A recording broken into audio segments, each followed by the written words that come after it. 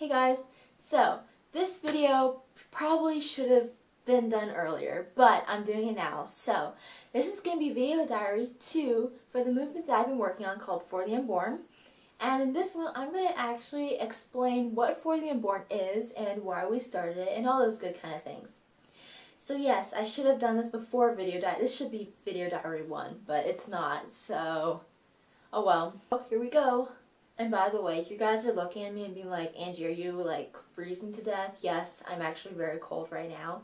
But I'm my goal, I want to wear something different inside each video. That way you guys can have like kind of a recognition with like, oh, when she wears the gray t-shirt, she talked about For the Unborn. I don't know. I wanted to do that. So I'm running out of sweaters to wear. So I'm wearing this thing. It's like a half sleeve, freezing. Anyway, here is what For the Unborn is about. Okay, so a lot of you guys know that I am the president and founder of a group called the Teenage Life Club. And I started that when I was 14 years old, and I felt called to become a part of the pro-life ministry. But when I started to look around and do some research, I couldn't find anything that I could really be involved in. Now don't get me wrong, there are a lot of pro-life opportunities for people that are older than me or for people who can actually drive. But there were not a lot of opportunities for 14-year-old girls like myself. So I did some research and I studied a bunch and I kept working to basically make myself more knowledgeable about the issue of abortion and the pro-life movement. And that's how I started out.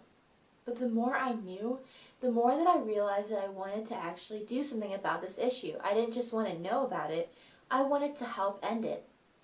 And so this realization actually brought me down a journey that has taken me here today. It's been crazy, honestly, but the Lord has blessed it so much, and that's kind of what I'm just sharing with you guys today.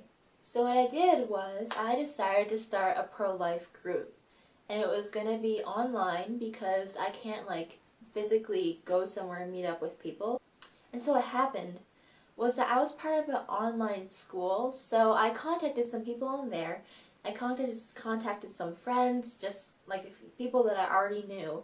I basically told them, I was like, I want to be actively pro-life. I don't know how. You guys don't know how. Do you want to get together and start a group? And they're all like, sure. And so our original group, I think it had like 4 or 5 girls. There was me, Elise, who is still a member, one of my closest friends, Lindsay, Haley, and Sarah. Oh, that's 5. So there were 5 girls. And so the first thing we did was start up a blog, and everything that I had been studying for the past few months, I put all that knowledge out on the table and I started to write some articles about abortion and the pro-life movement. And surprisingly enough, some people actually found it helpful, which took me by surprise because I didn't feel like an expert and I was not an expert. Okay, so over the years, a bunch of stuff happened. We participated in National Pro-Life Chalk Day, National Pro-Life T-shirt Week. We continued to run the blog, and then in 2012, we ran our first campaign, which is called the National Pro-Life Letter Campaign, later to be renamed as the Stand Up for Life campaign.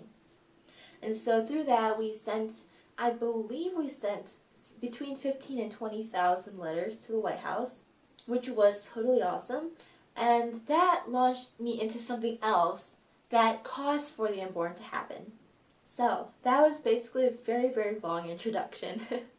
But basically what happened was I realized that the letter campaign was so like perfect for what we were trying to do, because individuals could do just a few things like write a couple letters, tell the church about it, have people there write a couple letters, and just mail it.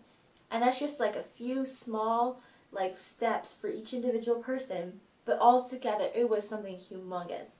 So basically what happened was I realized that the letter campaign was pretty much perfect for what I was trying to do, because individuals can be involved without making any major commitments.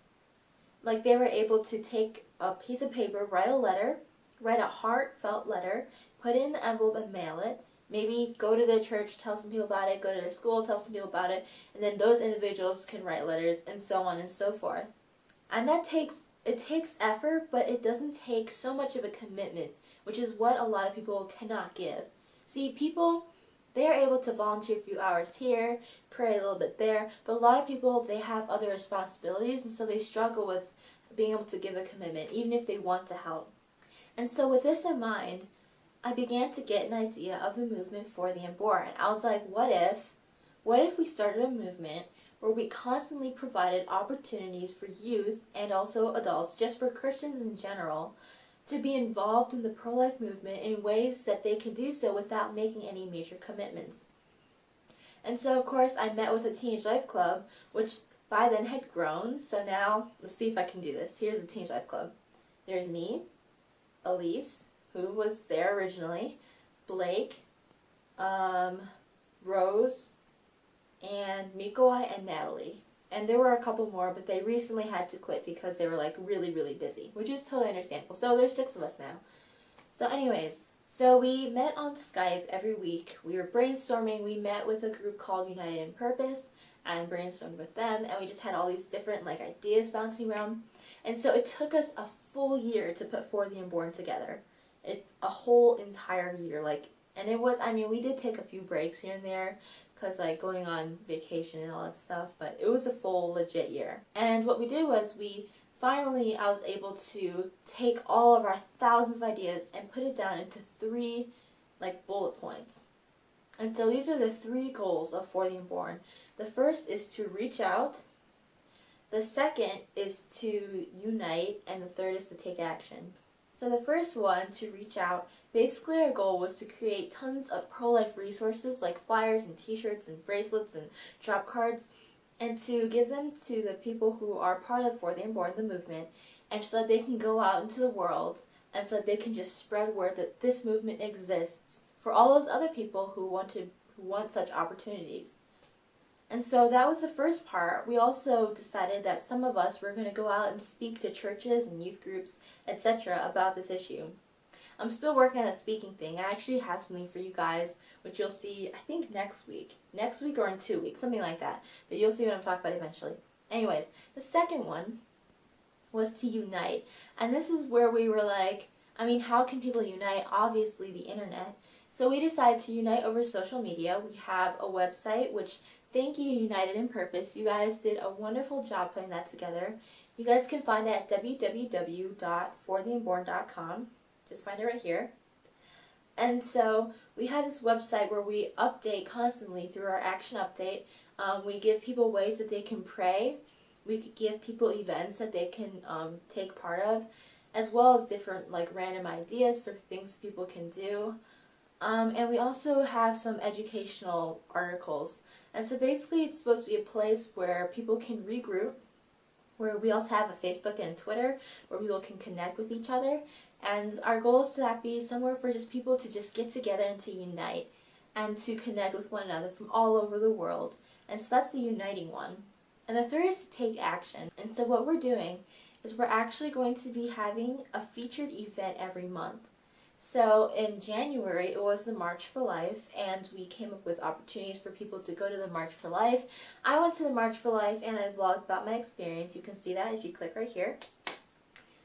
And so I did that, and we also, just all these things surrounding the March for Life, how you can be a part of the March for Life without actually being there and marching.